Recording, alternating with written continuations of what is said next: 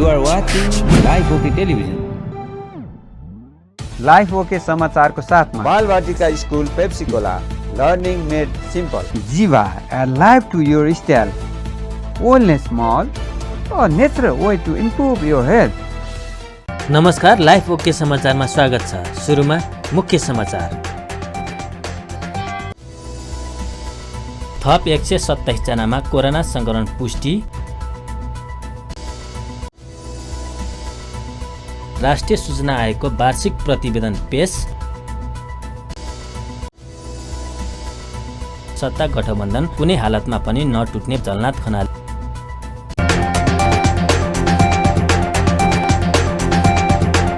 अब समाचार विस्तारमा। नेपालमा थप 127 जनामा कोरोना संक्रमण पुष्टि भएको छ। देशभर गरिएको 4672 पीसीआर परीक्षणका क्रममा 123 जना र 2202 एन्टिजेन परीक्षणका क्रममा 4 जनामा कोरोना संक्रमण पुष्टि भएको स्वास्थ्य मन्त्रालयले जनाएको छ। त्यस्तै कोरोनाका कारण थप 3 जनाको मृत्यु भएको छ। हालसम्म नेपालमा कोरोनाका कारण 11941 जनाको मृत्यु भएको छ। त्यस्तै थप 321 संक्रमित निको हुँदा हालसम्म नेपालमा 9,57,488 जना निको भएका छन्। हाल नेपालमा 7,770 सक्रिय संक्रमित आइसोलेसन र 106 जना क्वारेन्टाइनमा रहेको मन्त्रालयले जनाएको छ। प्रमुख प्रतिपक्षी दल नेकपा एमालेको विरोधका बीच प्रतिनिधि सभा बैठकमा राष्ट्रिय सूचना आयोगको वार्षिक प्रतिवेदन पेश भएको छ। बुधबार प्रतिनिधि सभाको बैठक सुरु भए लगत्तै एमालेका सांसदले बेल घेराउ र नाराबाजी गरेका थिए। नाराबाजीकै क्रममा सभामुख अग्नि सापकोटाले प्रधानमन्त्रीको तर्फबाट कानून मन्त्री दिलेन्द्र प्रसाद बडुलाई राष्ट्रिय सूचना आयोगको वार्षिक प्रतिवेदन पेश गर्न समय दिनुभएको थियो। प्रतिनिधि सभाको अर्को बैठक फागुन 22 गते आइतबार बोलाइएको छ। माधव कुमार नेपाल सहित 14 सांसदलाई कारबाहीका लागि सिफारिस गरिएकामा त्यसको सुनवाई नगरेर पार्टी विभाजन गराउने कार्यमा सभामुखबाट सहयोग गरिएको आरोप लगाउँदै एमालेले लगातार सदनमा विरोध गर्दै आएको छ। मान्य सदस्यहरू, अब सम्माननीय प्रधानमन्त्रीको तर्फबाट माननीय कानून न्याय तथा संसदीय मामिला मन्त्री श्री दिलेन्द्र प्रसाद बडुलाई राष्ट्रिय सूचना आयोगको वार्षिक प्रतिवेदन आर्थिक वर्ष 2077-78 पेश गर्न अनुमति दिन्छु। सम्माननीय सभामुख महोदय, सभामुखको अनुमतिले नेपालको संविधानको धारा 294 बमोजिम राष्ट्रिय सूचना आयोगको वार्षिक प्रतिवेदन आर्थिक वर्ष 2077-78 सदन समक्ष प्रस्तुत गर्दछु। धन्यवाद। माननीय सदस्यहरू, अब अर्को बैठक 2078 साल फागुन 22 गते आइतबार दिनको 1 बजे बस्ने गरी यो बैठक स्थगित हुन्छ।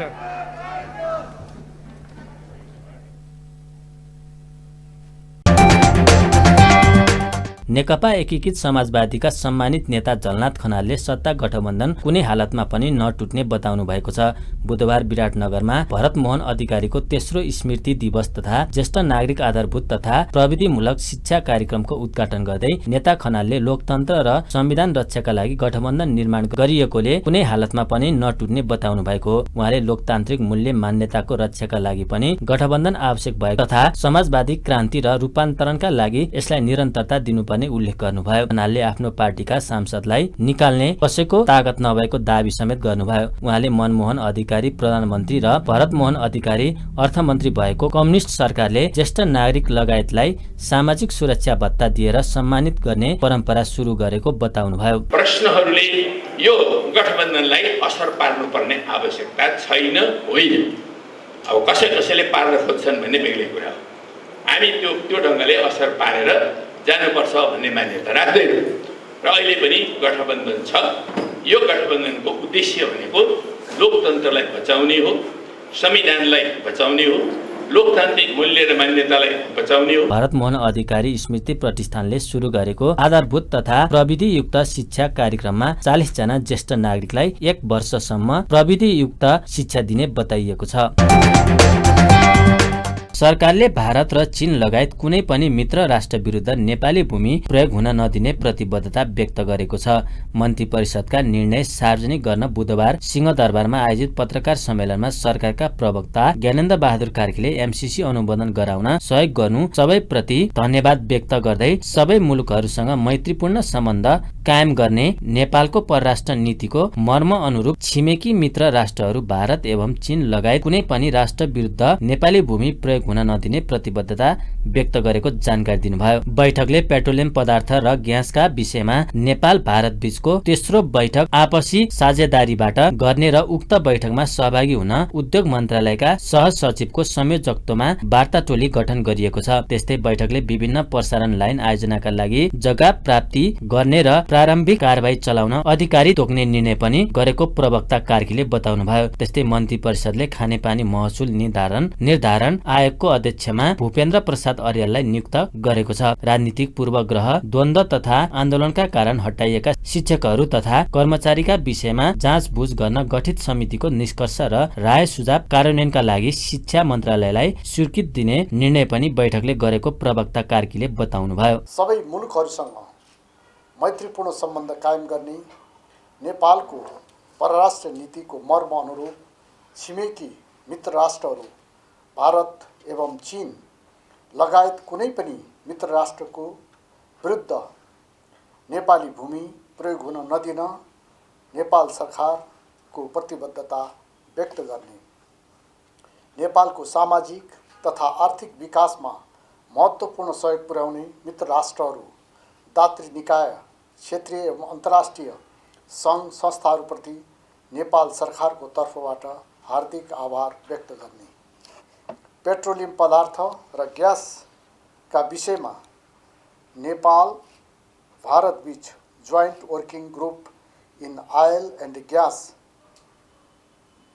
को तेस्रो बैठक आपसी सहमतिबाट मिति र स्थान तय गरी आयोजना गर्ने र सो बैठकमा नेपाल पक्षको प्रतिनिधित्व गर्न उद्योग वाणिज्य तथा आपूर्ति मन्त्रालयका सहसचिवको संयोजकत्वमा वार्ता टोली गठन गर्ने,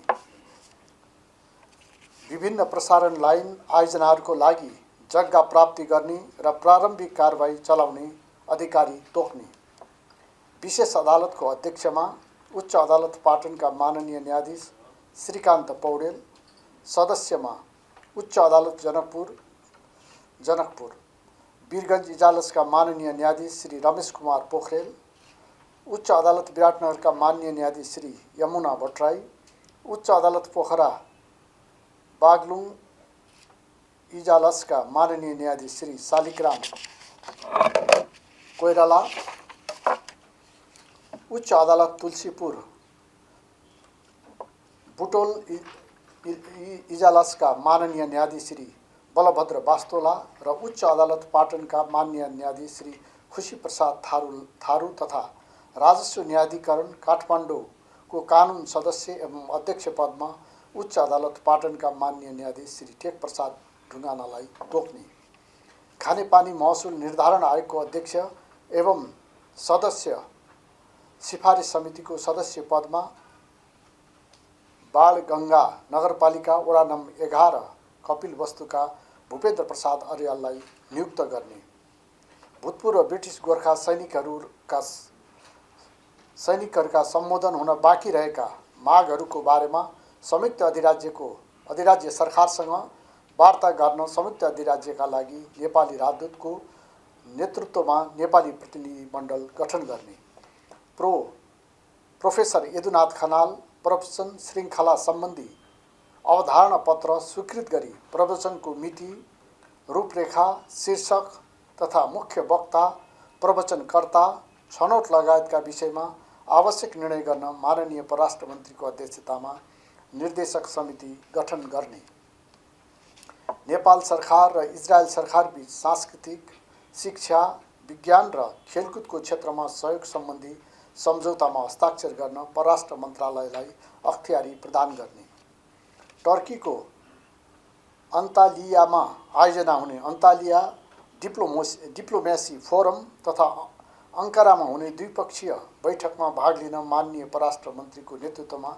प्रतिनिधिमण्डल गठन गर्ने, परराष्ट्र मामिला अध्ययन प्रतिष्ठान विकास समितिको सदस्यमा श्री दुर्गाप्रसाद भट्टराई, प्राध्यापक डाक्टर कुसुम साक्य, श्री प्रज्ञा घिमिरे, श्री बालानन्द शर्मा, श्री शेखर गोल्छा र प्रेम प्रसाद लिम्बूलाई मनोनयन गर्ने, नेपाल र दक्षिण अफ्रिकाको परराष्ट्र मन्त्रालय बीच द्विपक्षीय परामर्श संयन्त्रको यही फागुन 26 र 27 मा हुने प्रथम बैठक तथा नेपाल र ओमानको परराष्ट्र मन्त्रालय बीच द्विपक्षीय परामर्श संयन्त्रको यही चैत्रमा हुने प्रथम बैठकमा भाग लिन परराष्ट्र मन्त्रालयका सचिव नेतृत्वको प्रतिनिधिमण्डल गठन गर्ने। मन्त्री परिषदले राष्ट्रिय राजमार्ग छेउमा पेट्रोल डिजल तथा एलपी ग्यास फिलिङ स्टेसन स्थापना सम्बन्धी मापदण्ड भौतिक पूर्वाधार तथा यातायात मन्त्रालयले जानकारी गर्ने निर्णय गरेको छ भने रेडियो धर्मी नियमावली स्वीकृत गर्ने निर्णय पनि बैठकले गरेको छ। आगामी चैत तेस्रो साता काठमाडौँमा तेस्रो संस्करणको हिमालयन हाइड्रो एक्सपो हुने भएको छ। स्वतन्त्र ऊर्जा उत्पादकहरूको संस्था नेपाल इपान र expo and event management service प्रालीले बुधबार काठमाडौँमा पत्रकार सम्मेलन गर्दै एक्सपो चैत 18 देखि 20 गतेसम्म भिरकुटी मण्डपमा आयोजना गर्न लागि जनाएको हो। 3 दिनसम्म सञ्चालन हुने एक्सपो 100 भन्दा बढी स्टल रहने इपानका अध्यक्ष आशिष गगलले जानकारी दिनुभयो। एक्सपोमा नेपाल स्थित भारतीय दूतावासको समन्वय तथा बेलायती दूतावास र Canadian high commission country partner रहने बताएको छ। भारतीय दूतावासको समन्वयमा एक्सपो आयोजना हुँदा नेपाल र भारतका ऊर्जा सम्बन्ध व्यक्ति तथा संस्थाका बीचमा पारस्परिक सहयोग र सहकार्यमा समेत सहजता आउने आयोजकको अपेक्षा छ। यसबाट नेपालको जलविद्युतको बजार र व्यापार विस्तारका साथै भारतीय लगानीमा सहकार्यको थप अवसर उजागर हुने विश्वास लिएको उपाध्यक्ष गगलले उहाँले जलविद्युत प्रवर्धक उत्पादक इक्विपमेन्ट सप्लायर्स टर्बाइन उत्पादक लगानीकर्ता बैंक बीमा लगायत जलविद्युतमा नयाँ प्रविधि र निर्माणसँग सम्बन्धित विविध स्टल एक्सपोमा रहने जानकारी दिनुभयो। आगामी चैत 18 देखि चैत 20 गतेसम्म अप्रिल 1 देखि अप्रिल 3 सम्म राजधानीको भ्रिकुटी मण्डपमा तेस्रो संस्करणको हिमालयन हाइड्रो एक्सपो 2022 यसको theme creating markets for Nepal's hydro power, नेपालको हाइड्रो पावरको लागि बजार क्रिएट गर्ने यसको थीम छ। यो एक्सपोको आयोजना गरिएको उद्घोष गर्न पाउँदा हामीलाई खुसी लागेको छ। विगत चाहिँ यस एक्सपोको आयोजना स्वतन्त्र ऊर्जा उत्पादकहरूको संस्था इपान र expo and event management services प्रालीले संयुक्त रूपमा गरिरहेको छ। यस एक्सपोमा नेपाल स्थित भारतीय राजदूतावासको समन्वय, यो इन्डियन एम्बेसी गभर्मेन्ट अफ इन्डियाको कोअपरेसनमा र ब्रिटिस एम्बेसी बेलायती राजदूतावास र Canadian high commission country partner रहने कुरा यहाँहरूलाई सहर्ष जानकारी गराउँदछु। भारतीय राजदूतावासको समन्वयमा एक्सपो आयोजना हुँदा नेपाल र भारतका ऊर्जा सम्बन्धी व्यक्ति तथा संस्थाहरूका बीचमा पारस्परिक सहयोग र सहकार्यमा समेत सहजता आउने अपेक्षा हामी लिएका छौँ। यसबाट नेपालको जलविद्युतको बजार र व्यापार विस्तारका साथै भारतीय लगानीमा सहकार्यको थप अवसर उजागर हुनेछ भन्ने हाम्रो विश्वास छ। सो यो इन्डियन गभर्मेन्टसँग हामीले योपालि कोअपरेट गरेका छौँ र नेपाल भारतको जुन अहिलेको ऊर्जाको पार्टनरसिप छ त्यसलाई चाहिँ यसले फोकस गर्नेछ। हाइड्रो सम्बन्धी अन्तर्राष्ट्रिय स्तरको विकसित पछिल्लो प्रविधिका बारेमा जानकारी गराउन, नेपालको जलविद्युतको लागि बजारको प्रवर्धन गर्न, देशभित्र विद्युत खपत बढाउन, विद्युत व्यापारको प्रवर्धन गर्न, हाइड्रो पावर सम्बन्धी सरोकार राख्नेहरूलाई एकै छानामुनि भेला पारी यस सम्बन्धी ज्ञान, सिप तथा प्रविधिको जानकारी दिन तथा विभिन्न मुलुकसँग हाइड्रो पावर परियोजना विकासका सम्बन्धमा छलफल गर्ने उद्देश्यले यो एक्सपोको आयोजना गर्न लागि हो। यसले नेपालमा ऊर्जा उत्पादन। त्यस्तै एक्सपोमा झन्डै 50% विदेशी स्टल रहने अनुमान गरिएको छ। एक्सपोको 50,000 भन्दा बढीले अवलोकन गर्ने अपेक्षा गरिएको आयोजकले जनाएको छ। विभिन्न साना 6 दल र 2 मोर्चाले अमेरिकी सहयोग परियोजना एमसीसी लागू गर्न नदिने भन्दै आन्दोलनको घोषणा गरेका छन्। बुधबार काठमाडौँमा पत्रकार सम्मेलनको आयोजना गरी उनीहरूले एमसीसी मुलुकको हित विपरीत रहेको भन्दै एमसीसीको विरोधमा थप आन्दोलनका कार्यक्रम घोषणा गरेका हुन्। साना दल र मोर्चाले यही फागुन 20 गतेदेखि चैत 6 गतेसम्मका आन्दोलनका कार्यक्रम तय गरेको नेकपा प्रवक्ता खड्गबहादुर विश्वकर्माले जानकारी दिनुभयो। आन्दोलनका कार्यक्रमहरूमा 20 गते काठमाडौँ उपत्यकामा विशाल प्रदर्शन र विरोध सभा, 22 गते बुद्धिजीवीसँग अन्तर्क्रिया, 24 गते देशव्यापी प्रदर्शन, 26 गते विद्यार्थीहरूले देशभरिका क्याम्पसमा प्रदर्शन तथा विरोध गर्ने, 28 गते युवाहरूको विरोध प्रदर्शन, 30 गते मजदुरहरूको देशव्यापी विरोध प्रदर्शन रहेको छ। यस्तै चैत 2 गते किसानहरूको विरोध प्रदर्शन, 4 गते श्रमिक तथा दलितको विरोध प्रदर्शन, 6 गते राष्ट्रिय मोर्चा, क्षेत्रीय र जातीय मोर्चाहरूले विरोध प्रदर्शन गर्ने बताइएको छ। पत्रकार सम्मेलनमा नेकपा प्रवक्ता विश्वकर्माले सरकारले संसदीय व्यवस्था विपरीत एमसीसी संसदबाट पास गरेको र 12 बुँदे व्याख्यात्मक घोषणा गलत भएको आरोप लगाउनुभयो। सदनबाटै एमसीसी पारित गरेर सरकारले जनताको भावना विपरीत एमसीसी कार्यान्वयन गर्न खोजेको भन्दै आफूहरूले यसलाई रोक्ने चेतावनी दिनुभयो। एमसीसी आर्थिक परियोजना मात्र नभई सैन्य रणनीतिका लागि आएको 12 बुँदेले पुष्टि गरेको उहाँले बताउनुभयो। तपाईको बलको ध्वास दिएर पास गरिएको छ। त्यस कारणले त्यो उहाँहरूकै संसदीय सिस्टमको दृष्टिले पनि, उहाँहरूकै कानुनी दृष्टिले पनि त्यो वैधानिक छ, वैधानिक छैन त्यो। दोस्रो, यो बिचमा शासकहरूले भने यो त विशुद्ध चाहिँ तपाईँको आर्थिक परियोजना हो, सहयोग परियोजना हो, यो त योसँग अर्को सम्बन्ध छैन भनेर भने यस्तोसँग कराए कि त्यो कुरा पनि नेपाली जनताका कान पट्याउने गरिकन कराए। तर नेपाली शासकहरू कति मूर्ख छन् भन्ने कुरा अस्ति उहाँहरूले हाउसमा चाहिँ तपाईँको सोकल पास गर्यौँ भनेको चाहिँ तपाईँको 12 बुँदे जो व्याख्यात्मक घोषणा जो छ त्यसले पुष्टि गर्दछ कि एमसीसी त राष्ट्रघाती छ भन्ने कुरा त्यसले पुष्टि गर्दछ। र यो आर्थिक सहयोग चाहिँ तपाईँको परियोजना मात्रै होइन, यो त ठुलो पोलिटिकल, मिलिट्री, इकोनोमिक स्ट्रेटेजीमा यो आएको छ भन्ने कुरा प्रश्न हुन्छ। नत्र 12 बुँदेमा किन चाहिँ तपाईँको त्यो डिक्लेयर गर्नुपर्ने? उहाँले आफै भन्नुभएको छ नि यो अमेरिकी चाहिँ तपाईँको इन्डो पेसिफिक स्ट्रेटेजीको अङ्ग होइन भनेर त आफै भन्नुभएको छ नि। त होइन भने त भन्नै पर्दैन नि। यो सामरिक दृष्टिले, उद्योग दृष्टिले योसँग सम्बन्ध छैन भनेर भन्नु, सम्बन्ध त्यो सम्बन्ध छैन, त्यो हामीलाई मान्ने हुने छैन भनेर भन्नुभएको छ। त्यसो त भन्नै पर्दैन थियो नि त त्यो। अर्को पनि तपाईँहरूले हेर्नु भएको छ, नेपालको संविधानभन्दा माथि छैन भने उहाँहरूले भनेको तर्क गर्दैछु, संविधानभन्दा माथि छैन भनेपछि संविधानभन्दा माथि मानिने छैन भनेर किन भन्नुपर्ने थियो? त्यो नेपालको बौद्धिक सम्पत्तिको कुरा जो छ त्यो नेपालले नै चाहिँ तपाईँको त्यसको अधिकार, त्यसको अधिकार भनौँ, त्यसको उपयोग गर्ने अधिकार अथवा त्यसलाई चाहिँ तपाईँको परिचालन गर्ने अधिकार नेपाली जनतामै हुन्छ अथवा नेपाल देशलाई मात्र नै हुन्छ भन्ने चाहिँ उहाँहरूको एमसीसीको सम्झौतामा थियो भने किन अस्ति चाहिँ तपाईँ 12 बुँदेमा त्यो फेरि ल्याउनु पर्ने? त्यसकारण मैले यति मात्रै भन्न खोजेको यहाँहरूसँग, त्यो एमसीसी सम्झौता गम्भीर राष्ट्रघाती छ। विश्वकर्माले एमसीसी पारित गरेर सरकार र सरकारमा बसेको दलहरूले मूर्खता गरेको भन्दै आफूहरूले यसलाई लागू हुन नदिने चेतावनी दिनुभयो। अब एमसीसीको विरोधमा जनता उर्लने भन्दै जनताको बलमा एमसीसी लागू हुन नदिने उहाँको भनाइ छ।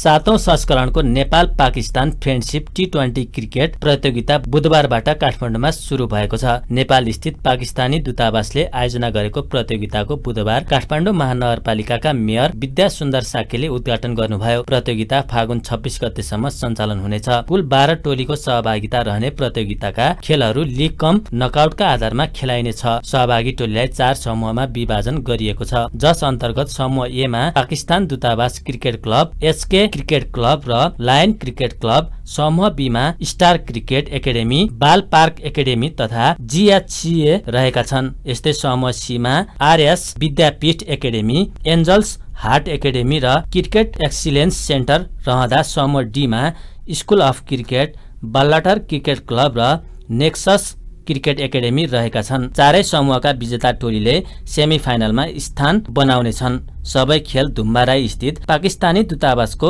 क्रिकेट मैदानमा हुनेछन्।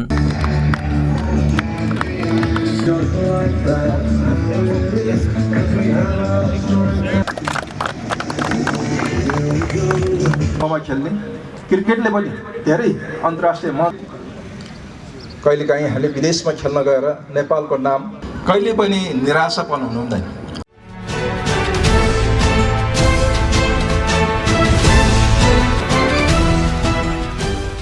अर्थमन्त्री जनार्दन शर्माले कतैबाट प्रभावित नभई संस्था र लगानीकर्ताहरूको हितका लागि स्वतन्त्र रूपमा काम गर्न नेपाल धितोपत्र बोर्डका अध्यक्ष रमेश कुमार हमाललाई निर्देशन दिनुभएको छ। बुधबार अर्थ मन्त्रालयमा पुँजी बजार सम्बन्धी छलफल कार्यक्रममा अर्थमन्त्री शर्माले पुँजी बजारको शिक्षा सहितको सुरक्षित कारोबार गर्न आवश्यक नीति तयार गर्न सरकार रहेको भन्दै दबावमा नपरी काम गर्न निर्देशन दिनुभएको हो। त्यस्तै उहाँले दिनको दिनै खरिद बिक्री गर्न पाउने र सापटी लिएर पनि शेयर खरिद बिक्री गर्न पाउने व्यवस्था गर्न नेपाल स्टक एक्सचेन्जलाई निर्देशन दिनुभयो। शर्माले नेपालमा अझै पनि सेटिङमा शेयर कारोबार र इनसाइडर ट्रेडिङ हाबी भएको भन्दै यसलाई रोक्न निर्देशन दिनुभयो। लगानीकर्ताको सुरक्षा गर्नु सरकारको दायित्व भएको भन्दै उहाँले कार्यमा सबै एक भएर लाग्नुपर्ने धारणा राख्नुभयो। हाल शेयर बजारमा 11 लाख सक्रिय लगानीकर्ता र 50 लाख बढी डिम्याट खाता होल्डर रहेको भन्दै अर्थमन्त्री शर्माले लगानीकर्ताको हितका लागि पुँजी बजार विकास गर्नु आजको आवश्यकता रहेको बताए। आजले नै आजै बेच्न सक्ने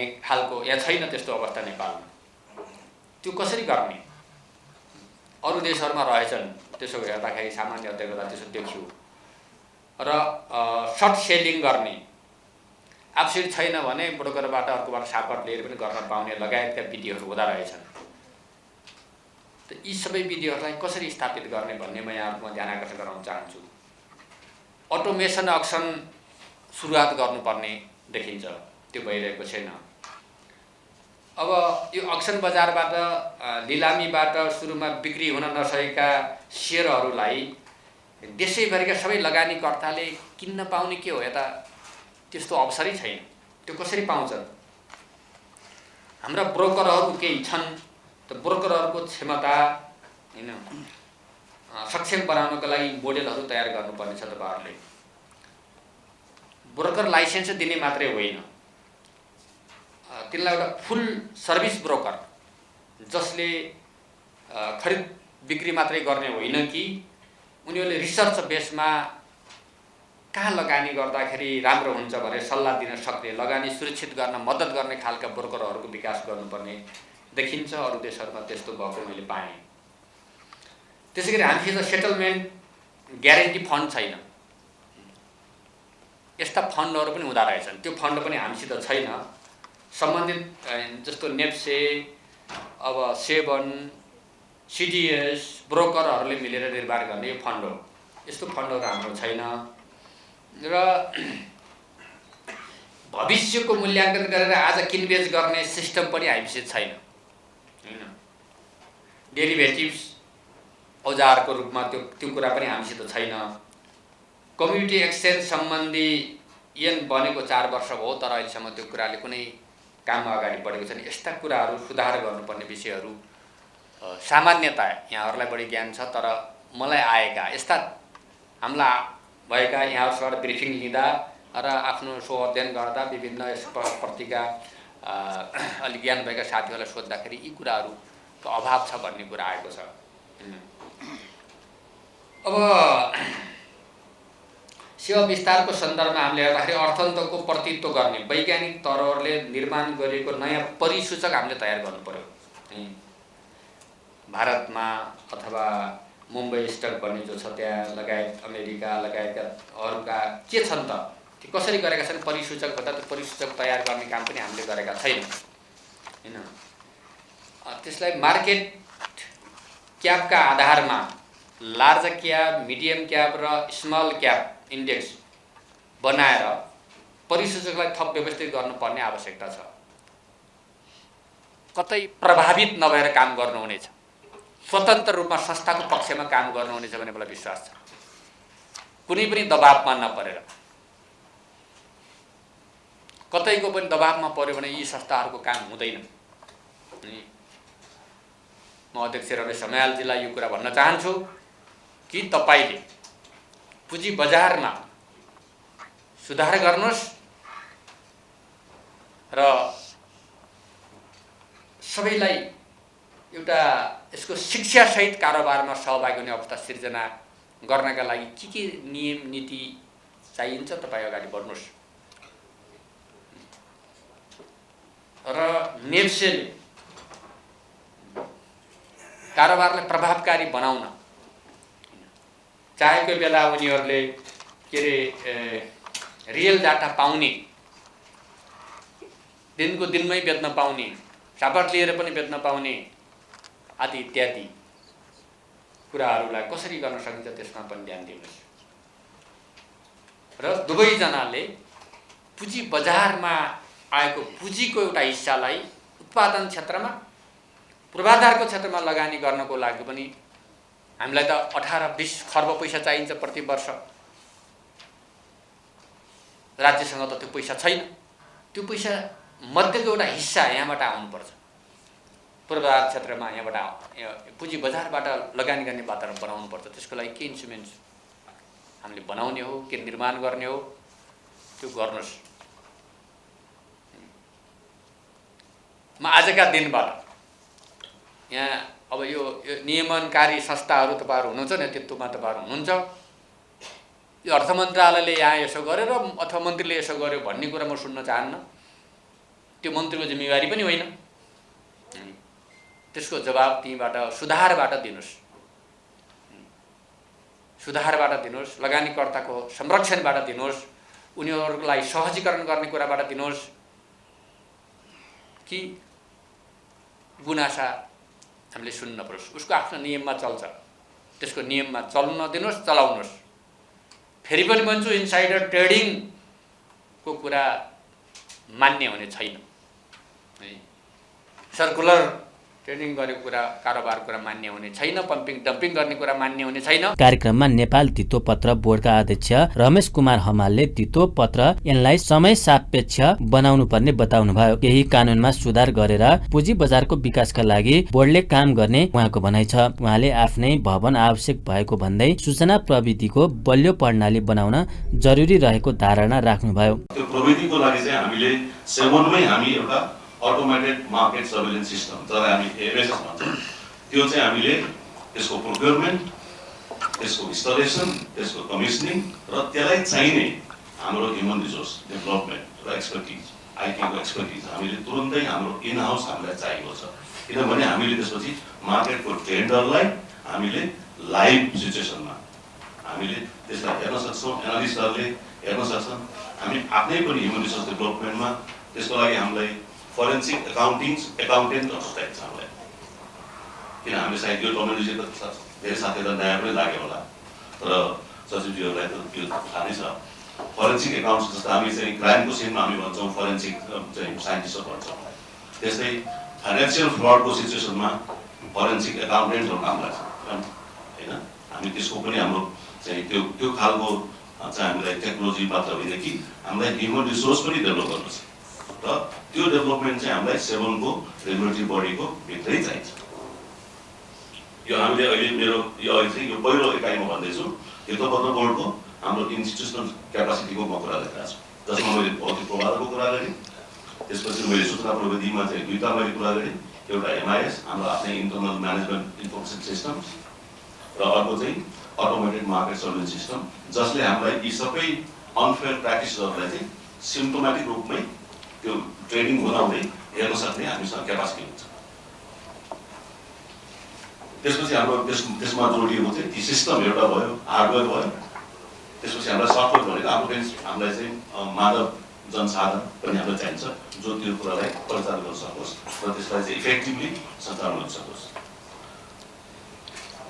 र यो सँगसँगै हामीलाई के छ भने हाम्रो बजारको विद्यमान अवस्था र जुन हाम्रो आइएसको भन्छ, हाम्रो इन्टरनेसनल अर्गनाइजेसन जुन स्टक एक्सचेन्ज कमिसनहरू छ, त्यसको सिद्धान्तसँग चाहिँ मिल्ने गरेर कम्प्याटेबल हुने गरेर हाम्रो चाहिँ ऐनहरूमा र हाम्रो नियमहरूमा हामीले परिवर्तन गर्नुपर्नेछ, केही रिफर्महरू गर्नुपर्नेछ। ती रिफर्महरूमा मुख्यतया हाम्रो अहिले माननीय मन्त्री भन्नुभएको जस्तै हाम्रो एउटा कठिनाइ के छ भने अहिलेको हाम्रो एक्टहरू जुन बेलामा आयो, यो 2006को जुन हाम्रो एक्ट हो, धितोपत्र एक्ट 2006 गरे, हामी 2022 मा छौँ। जतिखेर सायद मार्केटको कल्पना अलिक सानो रूपमा गरिएको थियो, अब मार्केट ठुलो रूपमा गइसक्यो होइन, यो त दार्जिलिङमा पुगिसक्यो। अब त्यो अवस्थामा अहिलेको हाम्रो जुन विद्यमान त्यसमा प्रावधानहरू छन्, ती प्रावधानहरू चाहिँ यो प्र्याक्टिसेसहरूलाई रोक्नलाई त्यति चाहिँ सफल पनि नहुन सक्छ। हामीलाई केही नयाँ इन्स्ट्रुमेन्टहरू, नयाँ प्रावधानहरू चाहिन्छ, हामीले तुरुन्तै त्यसमा काम गर्नुपर्नेछ।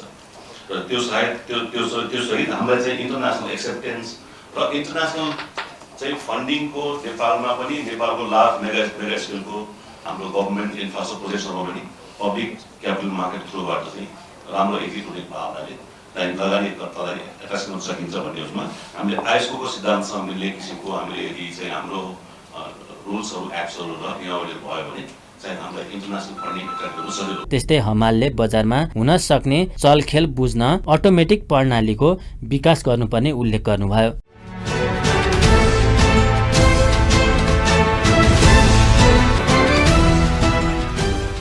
नेप्सेले निरन्तर 5औं कारोबार दिन पनि गिरावटलाई निरन्तरता दिएको छ। गत सातादेखि ओह्रालो लागेको नेप्सेले यस दिन पनि सोही गतिलाई निरन्तरता दिएको हो। नेप्से परिसूचक 63.98 अङ्क घटेर 2546.60 बिन्दुमा झरेको छ। त्यसैगरी यस दिन सेन्सिटिभ इन्डेक्स 11.52 अङ्क घटेको छ भने फ्लोट इन्डेक्स 4.37 अङ्क र सेन्सिटिभ फ्लोट इन्डेक्स 3.61 अङ्क घटेको छ।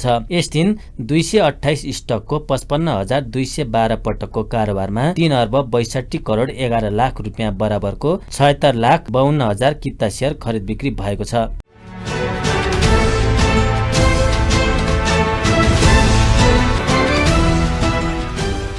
सुनको भाव प्रति तोला 1 लाख रुपियाँ नजिक पुगेको छ। यस दिन सुनको भाव एकै दिन 1,900 रुपियाँले बढेको छ। नेपाल सुनचाँदी व्यवसायी महासंघका अनुसार छापला सुन प्रति तोला 79,500 र तेजापी सुन प्रति तोला 79,000 रुपियाँमा खरिद बिक्री भइरहेको छ। यस्तै चाँदीको भाव पनि तोलामा 40 रुपियाँले बढेर प्रति तोला 1,375 रुपियाँमा पुगेको छ।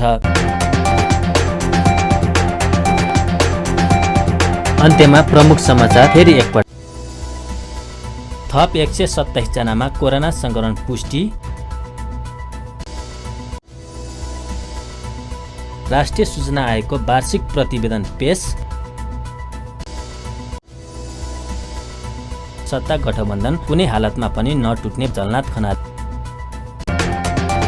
हस्त अहिलेका लागि लाइफ ओके समाचार यति नै। हेर्दै गर्नुहोला life OK television.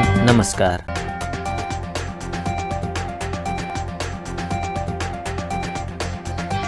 Life OK समाचारको साथमा Balvatika school Pepsicola learning made simple. Jiva life to your style, wellness mall, a natural way to improve your health.